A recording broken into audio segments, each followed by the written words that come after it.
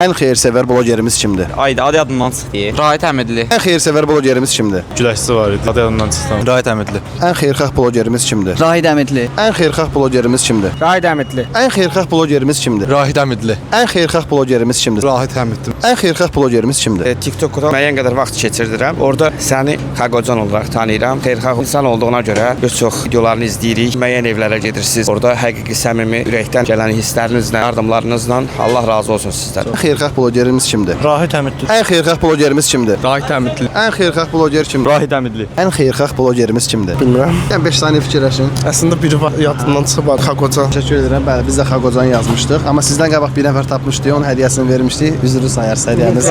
Yəni fikriniz maraqlıdır. Çox sağ olun. Xaqocan. Təşəkkür edirəm. Çox sağ olun. Minnətdaram. En xeyirxah blogerimiz kimdir? Xaqo. 5 manat qazandınız. Burada nə demək istəyirsiniz? Allah can sağlığı versin. Çox sağ olun. Hörmətli olun. 5 manatla nə edəcəksiniz? Nə bilim, viski yesa da var. Həqiqi. Çox sağ olun. Minnətdaram. Təşəkkür edirəm. Sağ olun. Minnətdaram.